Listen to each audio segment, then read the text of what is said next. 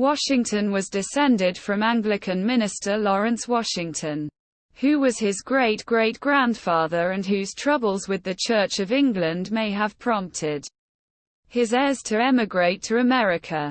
Washington was baptized as an infant in April 1732 and became a devoted member of the Church of England, also known as the Anglican Church.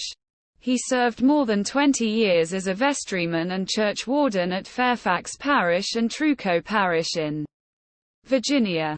He privately prayed and read the Bible daily, and he publicly encouraged people and the nation to pray. He may have taken communion on a regular basis prior to the Revolutionary War, but he did not do so following the war and was admonished by Pastor James Abercrombie for failing to do so. Washington believed in a wise, inscrutable, and irresistible Creator God who was active in the universe. Contrary to deistic thought, he referred to God in Enlightenment terms, including providence, the Creator, or the Almighty, and the divine author or supreme being.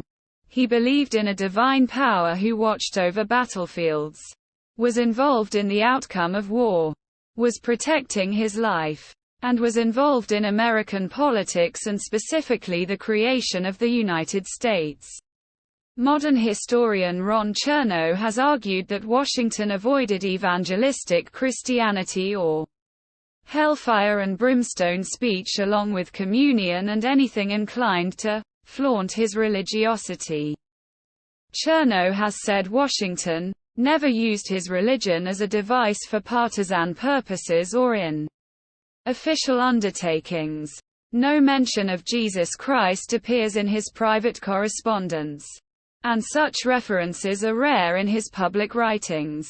However, Washington frequently quoted from the Bible or paraphrased it, and often referred to the Anglican Book of Common Prayer. There is debate on whether he is best classed as a Christian or a theistic rationalist, or both. Washington emphasized religious toleration in a nation with numerous denominations and religions. He publicly attended services of different Christian denominations and prohibited anti-Catholic celebrations in the Army. He engaged workers at Mount Vernon without regard for religious belief or affiliation. While president, he acknowledged major religious sects and gave speeches on religious toleration. He was distinctly rooted in the ideas, values, and modes of thinking of the Enlightenment.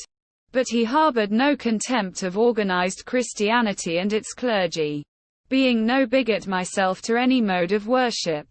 In 1793, speaking to members of the new church in Baltimore, Washington said, "We have abundant reason to rejoice that in this land the light of truth and reason has triumphed over the power of bigotry and superstition."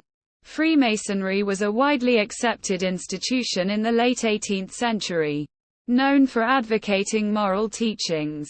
Washington was attracted to the Masons' dedication to the Enlightenment principles of rationality, reason, and brotherhood. American Masonic lodges did not share the anti-clerical perspective of the controversial European lodges.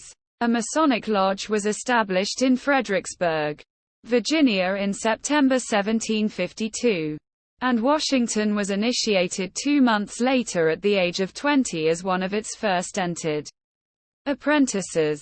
Within a year, he progressed through its ranks to become a Master Mason.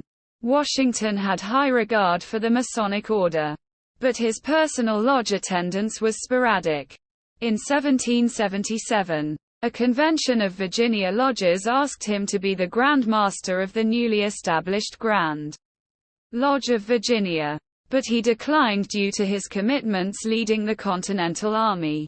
After 1782, he frequently corresponded with Masonic lodges and members, and he was listed as master in the Virginia Charter of Alexandria Lodge No. 22 in 1788.